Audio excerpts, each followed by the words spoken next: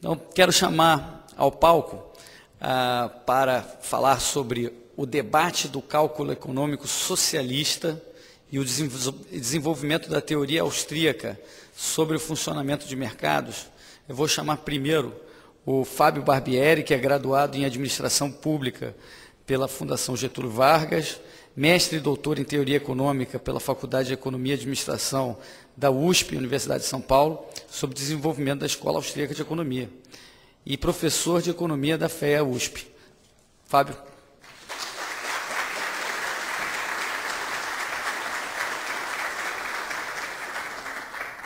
Bom dia.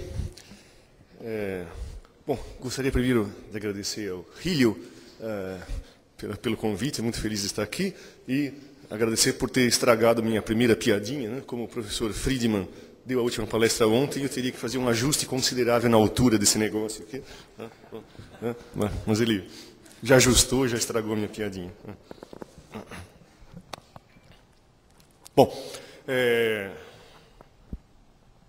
Então, na verdade, esse título maior é o que eu vou falar como uma espécie de gancho para a segunda parte, que o professor Ibiratã vai tratar mais da teoria austríaca do processo de mercado. O debate é um contexto histórico útil para nós introduzirmos essa teoria. Ontem, os senhores foram expostos mais ao lado equivalente à macroeconomia austríaca, né? A teoria austríaca dos ciclos, e hoje nós vamos considerar aspectos mais de teoria de funcionamento do mercado, o que antigamente era a teoria dos preços ou a microeconomia, né? Hoje nos currículos modernos. Tá? Então, que os austríacos, qual é a visão austríaca sobre isso? Bom, aqui é um roteiro do que nós vamos fazer, então, em termos de as várias etapas do debate do cálculo econômico. Então, eu vou fazer um apanhado, ele vai ser necessariamente superficial, pelo tempo que a gente tem, mas serve como um grande índice para a gente ter leituras adicionais no futuro. Então, o que é isso, o problema do cálculo econômico socialista? O objeto de investigação é a economia do socialismo. E a tese austríaca, a tese polêmica, é que o socialismo é uma impossibilidade, não existe socialismo. Então, a despeito de todo o rio de sangue gerado para politicamente conseguir essa causa, o estudo do socialismo seria igual ao estudo dos unicórnios, sobre um assunto que não existe no mundo real. Não pode existir o ideal do socialismo. Bom, o socialismo real seria a prova do que aquele ideal não pode ser atingido em absoluto. Então, seria o uso de argumentação da teoria econômica para mostrar que aquele ideal não pode ser atingido. Uma quadratura de um círculo é um unicórnio. Então, esse problema é importante em si. Adicionalmente, nós temos a importância disso para a história da doutrina econômica. Até a década de 30, a teoria neoclássica, a partir da Revolução Marginalista, em 1871, eram vistas como três vertentes que diziam mais ou menos a mesma coisa. Os austríacos diziam em prosa, os marshallianos diziam em gráficos, e Walras falava em equações, mas diziam basicamente a mesma coisa. E todos diziam algo sobre como funcionam os mercados. Bom, aqui, com esse debate, que a questão vai ser de substituir os mercados, ou tentar simular mercados, as diferenças saltam aos olhos. Então, isso foi muito importante como um catalisador do processo de formação de um paradigma separado. Embora haja muito em comum, há diferenças substanciais entre as abordagens, de tal forma a justificar a ideia. Não, é uma escola de pensamento separada, que vê o mercado, a maneira como veja o mercado é razoavelmente diferente. E há controvérsia. Então, esse debate torna claro essas diferenças. Então, é um bom modo para a gente explorar a teoria em si na segunda parte da sessão de hoje. Então, o debate ele é centenário, então é muito complexo a gente falar do debate, que inicialmente von Mises está debatendo com uma plateia marxista, então é uma contraposta de uma teoria marxista com uma teoria austríaca, mas o debate em si por incrível que pareça, as pessoas na escola, nossos colegas, estudantes universitários marxistas, tendem a associar a teoria neoclássica a algo neoliberal. Mas aqui é exatamente o oposto. Aqui, a teoria neoclássica, aquela microeconomia dos livros textos, é coisa de comunista. Os austríacos vão defender a impossibilidade do socialismo, e a defesa do socialismo, ironicamente, vai ficar na mão da teoria do equilíbrio geral. Então, isso tem os 3 pontinhos aqui, dizendo que tem uma fase de dormência do debate, mas ele é recuperado, né, conforme avanços, digamos assim, no cinturão protetor do programa de pesquisa neoclássico, né, há modificações que permitem que o debate seja retomado. Então, a economia da informação vai debater com a Escola da História Pública e os austríacos também, né, em novos modelos, novas tentativas de resolver o problema original posto por Ludwig von Mises. Né? Bom, então, aqui eu coloquei a extensão longa do debate só como uma justificativa para eu não poder me aprofundar em nenhum aspecto específico. Tá? Então, eu vou preferir falar nada sobre tudo do que falar tudo sobre o nada e ser específico. Tá? Tá, então, bom, em essência, para quem não conhece, vamos, antes de entrar no debate, a tese principal. Né? Tá, então, em 1920, no auge do socialismo, da popularidade da ideia, o Ludwig von Mises coloca uma tese bem polêmica, né, que diz o seguinte: se eu não tiver propriedade privada sobre os meios de produção, não existem mercados. Né? E se eu não tiver mercados, eu não tenho formação de preços genuínos que tenham significado. E com isso é impossível nós realizarmos cálculos de viabilidade econômica de projetos. Então, o socialismo, que prometia trazer a racionalidade ao sistema produtivo em substituição ao caos da produção capitalista, na verdade vai trazer as trevas, no sentido que as pessoas vão perder o único compasso, a única bússola disponível para guiar a produção. Portanto, eu vou trazer a irracionalidade ao sistema econômico. Né? Então, a tese é deliciosamente provocativa, né, porque usa a própria argumentação marxista. Né? Bom, então, o debate em si consiste nas tentativas de economistas neoclássicos, em geral, de gerar respostas a esse desafio, tentando construir modelos de socialismo. O que seria, afinal das contas, o socialismo? Tá? Então, antes de entrar na controvérsia... Bom, o esqueleto desse argumento a gente pode colocar em termos lógicos desse jeito. Né? Agora eu acabei de reparar que a primeira letra da minha apresentação está fora da tela, mas isso não importa. Né? O que importa aqui é esse eixo. Né? Então o argumento está nessa forma, por negativas. Né? Sem propriedade privada, não tenho mercados, não tenho preços, não tenho cálculo econômico, eu não tenho uma alocação racional de recursos. Né? Se eu tirar essas negações, eu posso pôr as flechas ao contrário, né? Porque uma implicação A implica em B, equivalente a não B implica em não A. Né? Então, da forma que está na coluna, está em não B implica em não A. Se eu alterar isso, eu vou dizer que mercado implica em propriedade, preço implica em mercado, ou seja, eu posso ler que propriedade é uma condição necessária para que haja mercado, e mercado é uma condição necessária para que hajam preços, e assim por diante. Bom, esse é o argumento principal, que vão fazer os socialistas é negar aquelas duas implicações. Né? Vão tentar fazer o quê? Bom, é possível ter preços sem mercados. Vamos criar um sistema artificial de preços. Como? Então, estou negando aquela flecha vermelha de baixo. Né? Depois, nega-se a flecha vermelha de cima, né? Que eu posso ter mercados, eu posso brincar de mercados. Usando o termo do von Mises, os socialistas pensam que é possível brincar de mercados, né? Como as crianças brincam de casinha, de médico, e assim por diante. Né? Então, eles estão propostas institucionais de como brincar de mercado. Né?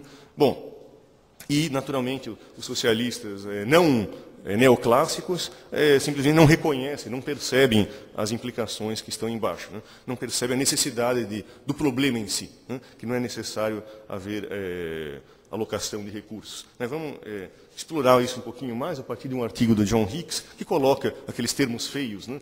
Qual é o problema fundamental que informa a teoria clássica e a teoria neoclássica? Os marxistas, do que se refere à teoria econômica, são ricardianos, são economistas clássicos. Né? E no período clássico, a economia é definida como a ciência, aqui a definição de John Stuart Mill, né? A produção e a distribuição de riqueza material, o aspecto social dessa produção. Né?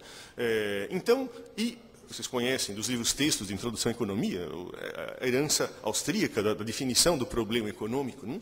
Como a ciência da ação, isso implica, quer dizer, se eu tenho escassez, eu tenho que escolher o que eu vou fazer, o que vai ser preterido, e o valor é comparado com o custo, e todas aquelas noções de se os recursos são escassos, eu tenho que, como que eu guio a produção às necessidades consideradas mais importantes pelos indivíduos. né? Essa é a definição do problema econômico, tanto austríaco quanto neoclássico.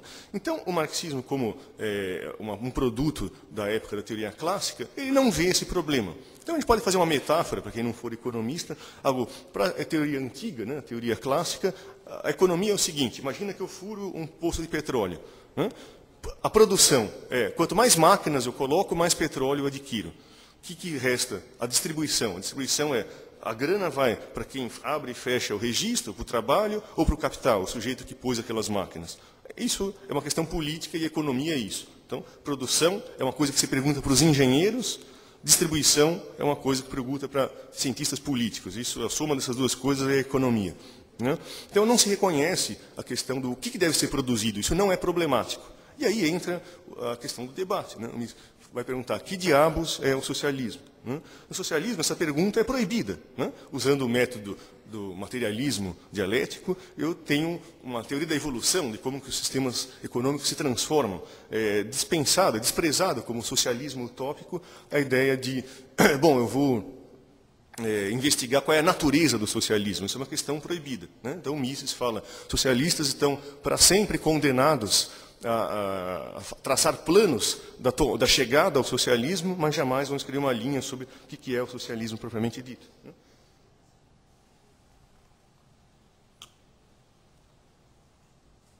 Evidentemente, a gente pode imaginar o que é o socialismo pelo negativo da foto do capitalismo. Né? Critica-se propriedade privada, o caos da produção, juros, dinheiro, lucro, etc. Tudo isso é condenado, então suponho que isso não vai existir no socialismo. Né? Então, mas conforme o socialismo politicamente adquire a possibilidade de chegar ao poder, né? A questão prática de como é o socialismo, né? Passa a ser primordial mesmo no pensamento marxista. Né? Então, o primeiro passo no debate, que a gente pode classificar como pré-história do debate, é justamente com o surgimento da teoria neoclássica e com o surgimento da questão econômica. Né? Então, a gente pode traçar a Gossen, né, um precursor da Revolução Marginalista, o primeiro autor a colocar a tese da impossibilidade na prática. Né? Vamos pegar alguns autores, entre eles Wieser, entre os austríacos, coloca o argumento da similitude formal, que está em azul, ali, originalmente azul, que o argumento da similitude formal diz o seguinte: os marxistas acham que, pergunta para um aluno numa classe de qualquer matéria, assim, você acha que num futuro socialista, uma aula de economia teria um assunto sobre juros? Discutiria-se o assunto juros? Eles falam, não, no socialismo não tem juros. Né? A tese que está dizendo aqui é a seguinte: é mentira, não é verdade a ideia marxista que as categorias econômicas, como preço, lucro, juros, são categorias próprias a um modo de produção dito capitalista. Né? Todas as sociedades, do Egito Antigo e as suas pirâmides, até qualquer sociedade, até uma ditadura stalinista, o problema econômico é fundamental e tem que ser resolvido. Então, todo o sistema econômico tem que resolver o problema locativo. Né? Então, se o faraó resolve construir a pirâmide, isso tem um custo de oportunidade, a falta de bens, de consumo, devido àquela realocação de trabalho. Né? O Stalin, se vai aumentar a produção de usina hidrelétrica, vai diminuir a produção de alimentos da mesma forma. Então, há uma questão produção para hoje ou questão produção para o futuro. Então, essas decisões de escolha intertemporais ou no próprio momento são questões que têm que ser encaradas por qualquer sociedade. Então, a teoria econômica não é específica a um período histórico. Ela vale para qualquer, de uma tribo isolada até uma sociedade moderna, a questão alocativa é relevante. Né? Então, isso foi um grande desafio, a tese do historicismo. Né? Que é o grande debate entre os austríacos, não dá tempo para a gente falar, mas justamente é um debate de Menger contra a escola histórica alemã e a defesa da teoria. Né? Então a gente tem um objeto que é estável. Né? As leis da física não mudam a cada 10 anos, e eu tenho também algo como regularidades da economia que são relevantes para qualquer arranjo institucional. Né? Tá? Aqui, notar rapidamente que um autor de tradição walrasiana, de equilíbrio geral, matematizou um argumento parecido. Né? Fez esse argumento: uma sociedade socialista tem que resolver um bando de milhares de equações a milhares de incógnitas, segundo a teoria do equilíbrio geral. Né? Um jeito diferente de dizer uma coisa tem semelhanças ao argumento da similitude formal. Tá? Isso aí vai ser crucial no desenrolar do debate. Mas vamos progredir, senão a gente não chega no debate propriamente dito. Bom, eu tenho ainda as ideias de que, bom, com a Guerra Mundial eu tive planejamento central, então na época de paz vamos usar isso. Então vamos substituir a economia e o sistema de lucros e a racionalidade, o caos da produção, pelos engenheiros que vão produzir, jogando em fora o cálculo em dinheiro de lucratividade, e levar em conta métodos matemáticos, como se fosse um grande problema de engenharia, o problema locativo. Tá? Então, a tese da impossibilidade do socialismo surge nesse contexto, né, contra o marxismo e contra essas ideias de planificação econômica que eram dominantes na época. Né? Então, nós temos, além de Mises, que é a melhor exposição disso, nós temos ainda outros autores que são citados ali, que citam nesse mesmo ano o argumento da impossibilidade do cálculo econômico. Né? É bem interessante ler esse autor russo, né? Que ele faz o estudo empírico da coisa na União Soviética, de como que o problema do cálculo se manifesta ali, nos primeiros anos da Revolução. Né? Bom, vamos então ao argumento do Mises, em um pouquinho mais de detalhes. Né?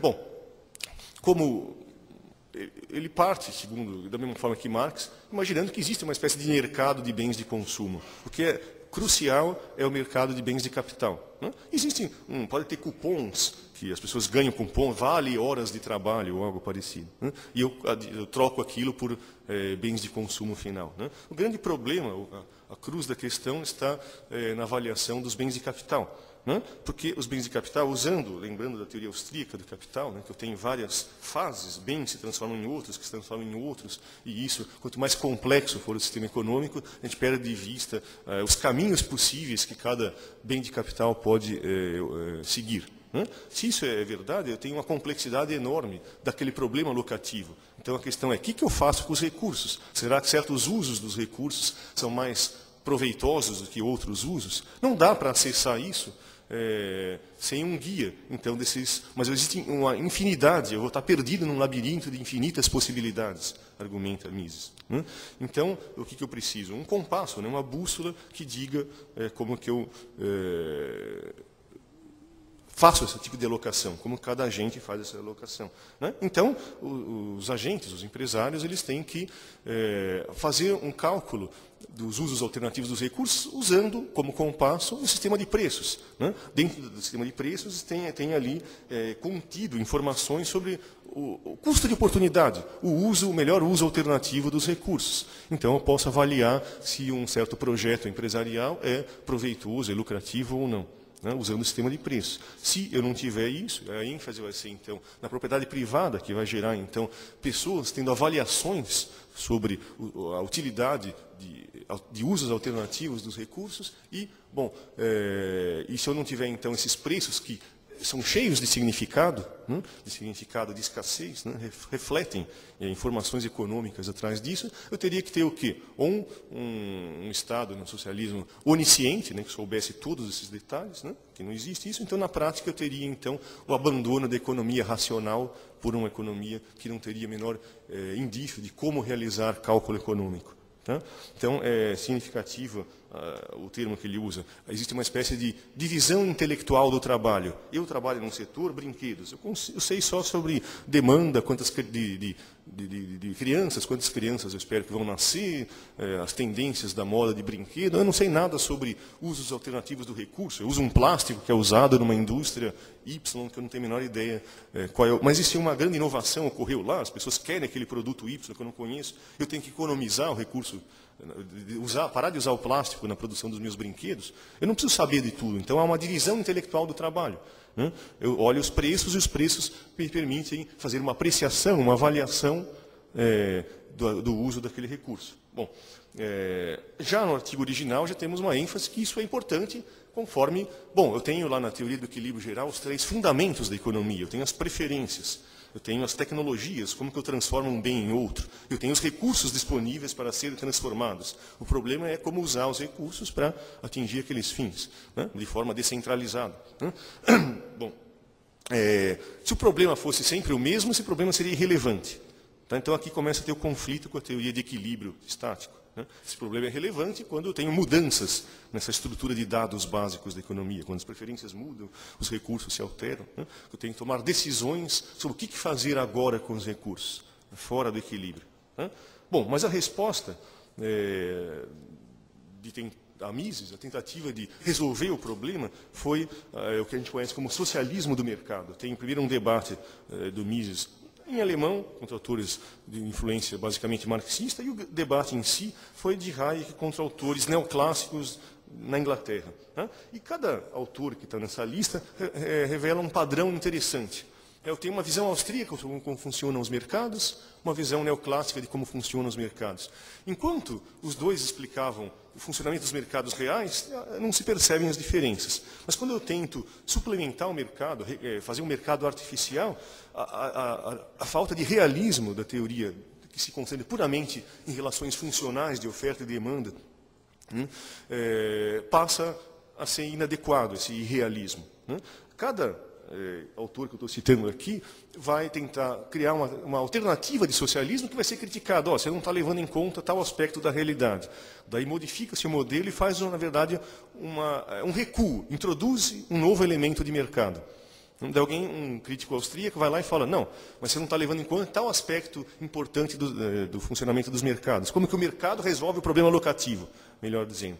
Daí o sujeito vai lá e modifica o modelo, relaxando o modelo, se afastando do planejamento central e se aproximando de um modelo mais parecido com o mercado. Até no final da historinha, nós vamos ter socialismo com bolsa de valores, que vai chocar boa parte de alguém que não entende de economia e fala, socialismo com bolsa de valores. Tá? A gente vai chegar até lá. Né?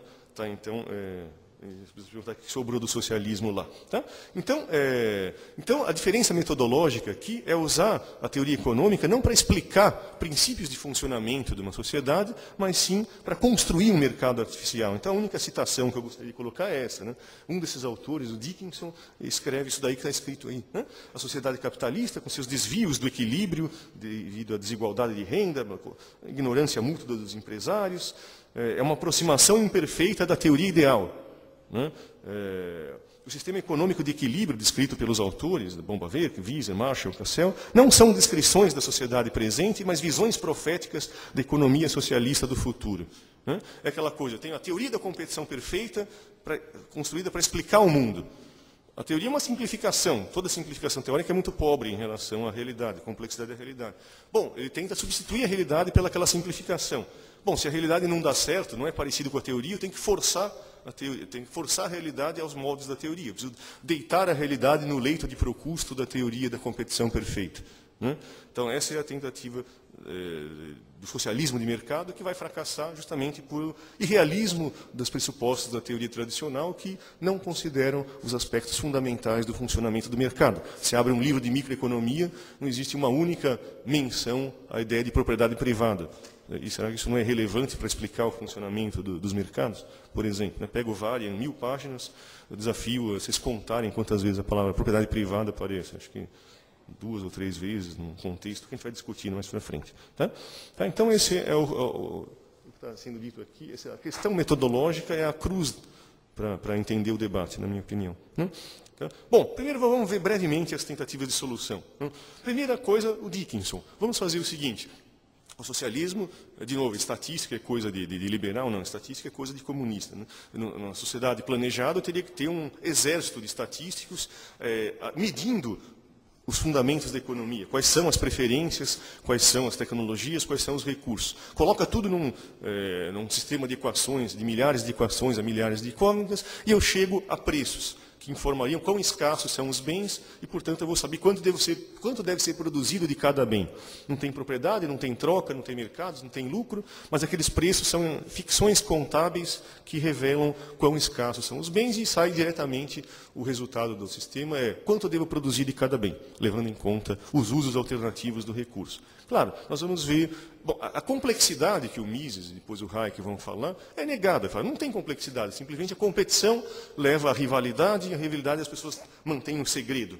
O socialismo teria as paredes de vidro. Né? Então, isso faz lembrar aquelas ficções totalitárias, né? Que nem o livro Nós, né? Que as pessoas viviam em paredes de vidro para serem vigiadas. Aqui a parede de vidro serve para outra coisa, né? Para você enxergar os dados, não tem segredos industriais. Então, é uma negação, uma volta à ideia marxista, uma complexidade do problema econômico. Né? Então, uma reação marxista, de fato, é de Dobbs. Dobbs vai falar, é bobagem, soberania do consumidor.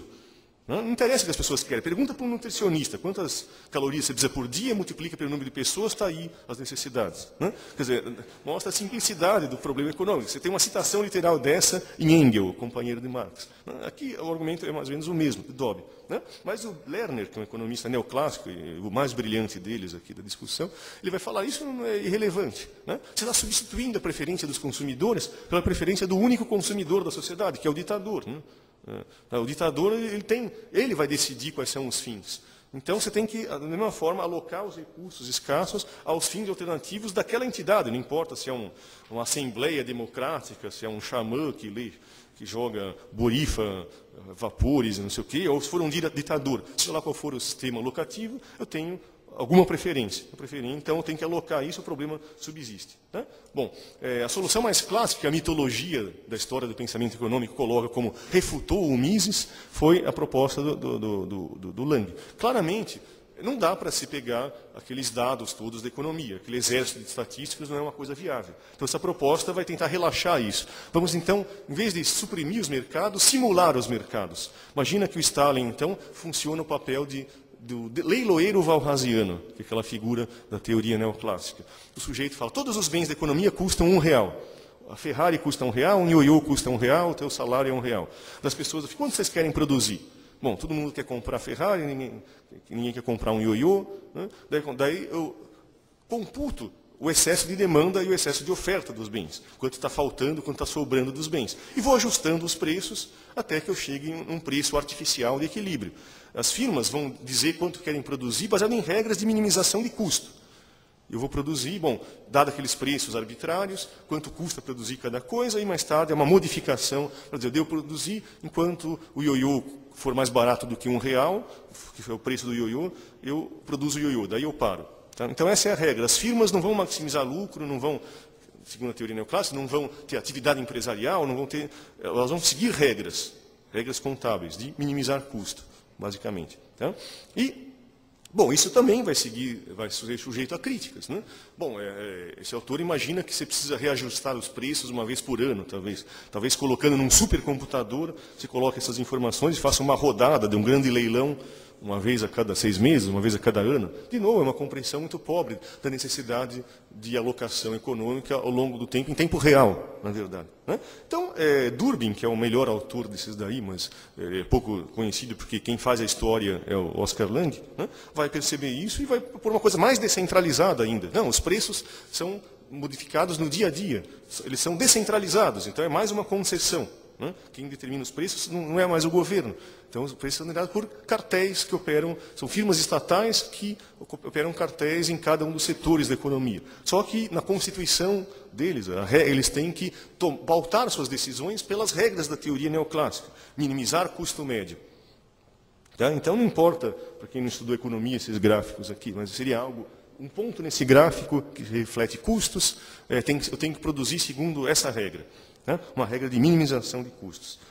Então é a solução ainda mais frouxa do Durbin.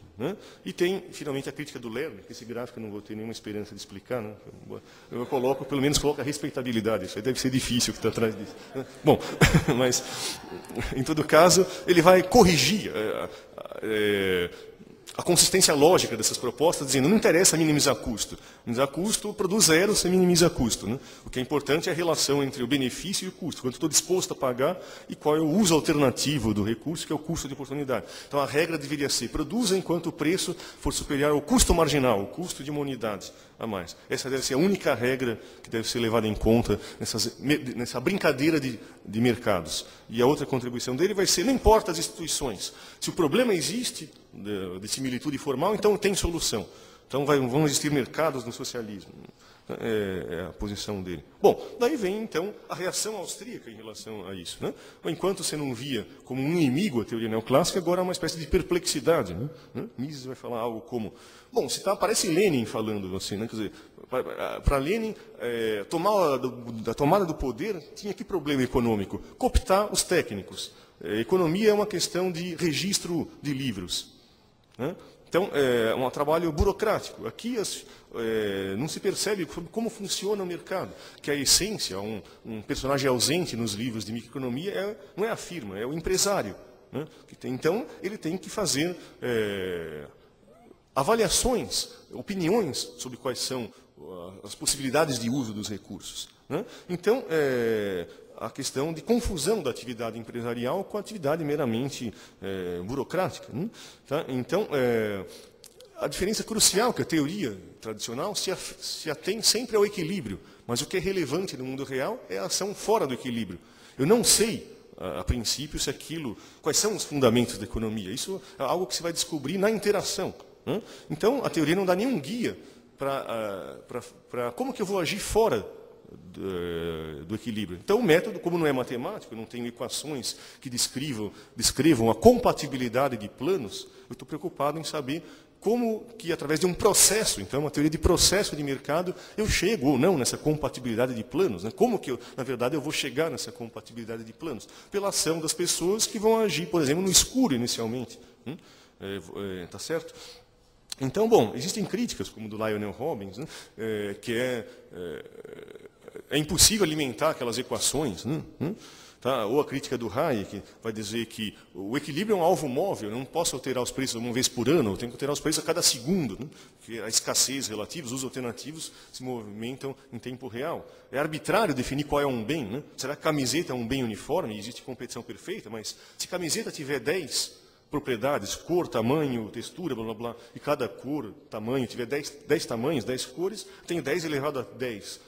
Põe na sua calculadora, uma pancada de zeros de mercados separados. Então, não existe competição perfeita. Então, eu estou, de novo, tentando deitar a realidade no leito de Procusto da teoria da competição perfeita, que representa de forma muito pobre como funciona, de fato, a competição no mercado. Então, isso leva aos austríacos explicitarem a sua visão de como funcionam os mercados, né? O argumento crucial do Hayek aqui é uma resposta a Lerner. Eu não posso falar, firmas produzem de tal forma a igualar o preço estatal ao custo marginal competitivo, que existiria sob competição perfeita. A pergunta dele crucial é, como você sabe qual é o custo competitivo se não existe competição?